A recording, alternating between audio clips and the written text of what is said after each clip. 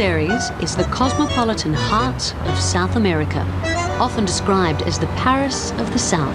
This city is slowly emerging from its recent troubles and is on the road to recovery.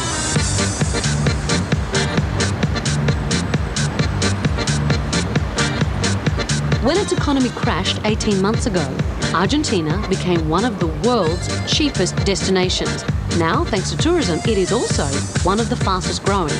Good news for travellers, not to mention locals looking for economic salvation.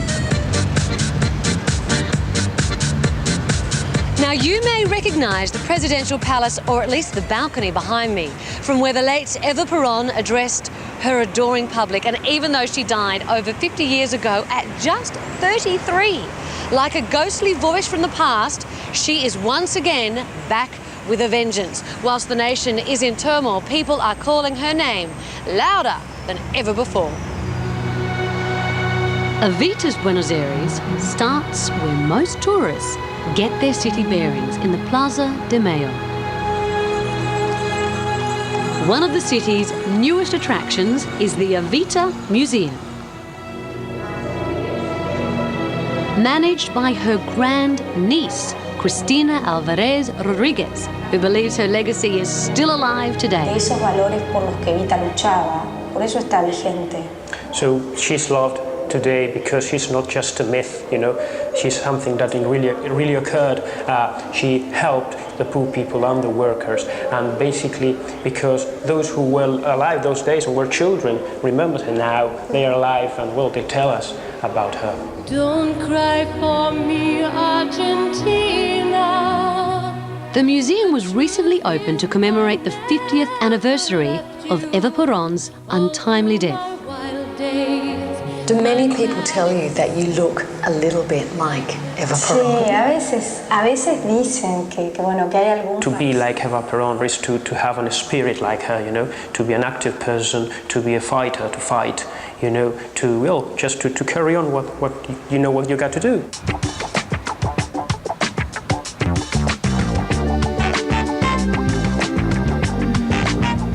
One of the last stops on the Evita Trail is the ritzy northern suburb of Recoleta, a magnet for those in search of hip restaurants and designer labels.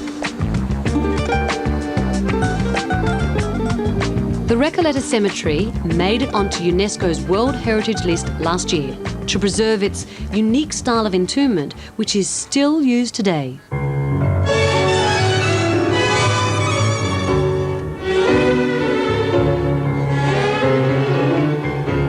Now, there is actually a reason why I've brought you to this place.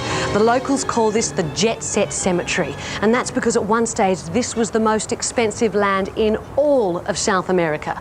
To be buried here, and we've got whole families inside these tombs, stacked neatly, one on top of another. You had to be a part of the city's elite, or the aristocracy, or to be famous. Yep, this is where you will find Evita's family mausoleum.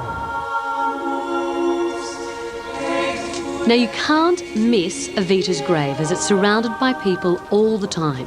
And I learned when I was there that Evita is the only person buried underground, 8 metres in fact, and that is to protect her from grave robbers.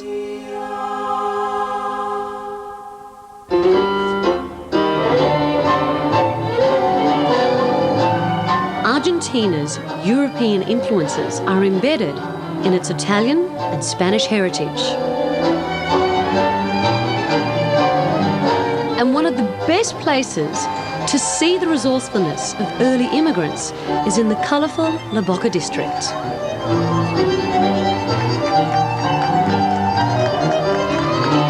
Today, this working-class area is home to struggling artists and the team that gave soccer legend Diego Maradona his first run.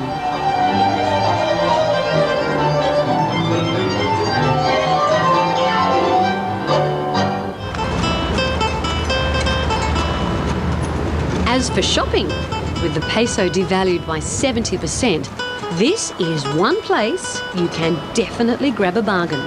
To get your bearings, I would suggest you head to Florida, a kilometre-long pedestrian mall downtown.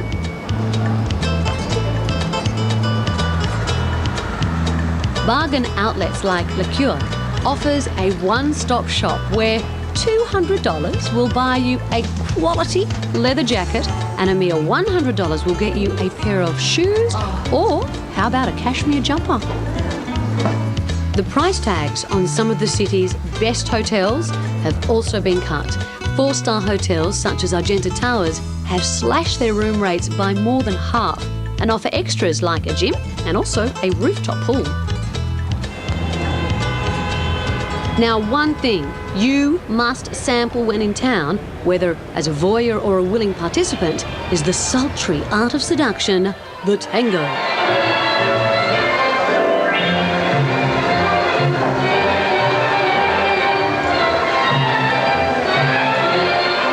Classes at dance halls like Le Adil cost around $5, which include your lesson,